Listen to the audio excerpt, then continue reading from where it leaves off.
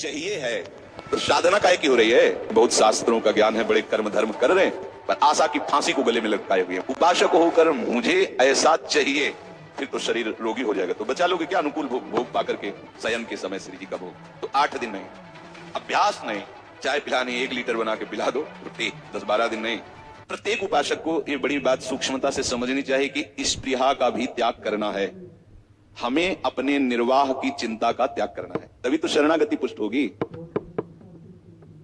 हमें ऐसा वास मिलना चाहिए, ऐसा वस्त्र मिलना चाहिए, ऐसा भोजन मिलना चाहिए, ऐसी अनुकूलता मिलनी चाहिए, ये सब बातें छोड़नी चाहिए।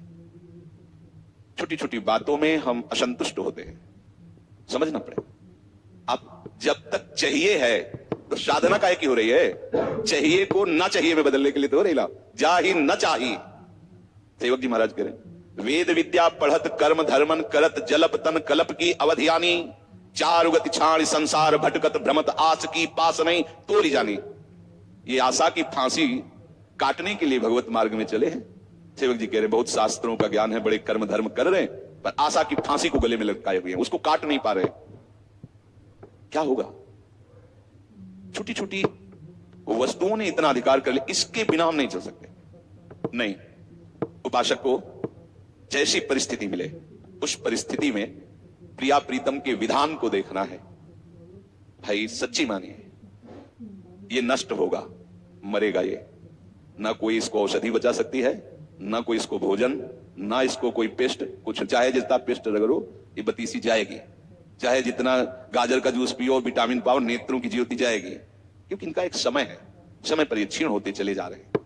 आपको एक ज्योति प्राप्त करनी है जो दिव्य, बढ़ती ही रहती, कभी घटती नहीं है, वो प्रेम ज्योति है। उससे जब नेत्र उन्मीलित होते हैं तो नवनिवृत्त निकुंज सामने होता है।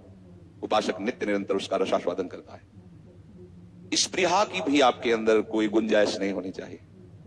मिल रहा है जो जैसा मेरे आराध्य देव का मंगल विधान है, कभी कोई चाह नहीं, कभी कोई लड़ाई झगड़ा नहीं।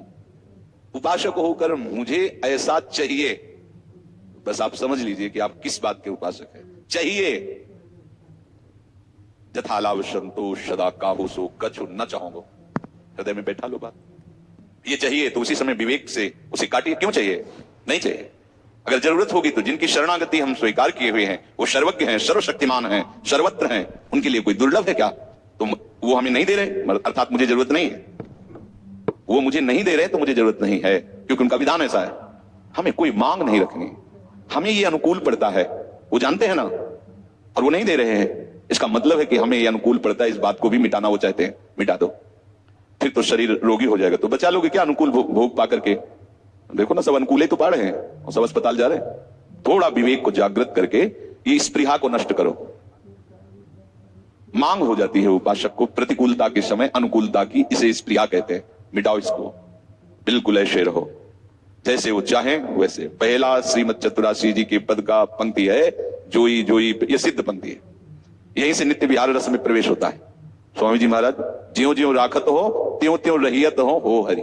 अब आप विचार करके देखो, ये महापुरुष श्री जी की प्यारी सखियां हैं, नित्य विहार रस को प्रदान करने के लिए आई हैं। सिद्धांत में पहली पहली पंक्ति, ज्यों ज्यों राखत हो त्यों त्यों रहियत, जोई जोई प्यारो करे सोई मन भावे। तो आप इन्हीं की तो शरण में होकर उपासना कर रहे हो, फिर आपको ये चाहिए, अमुक चाहिए।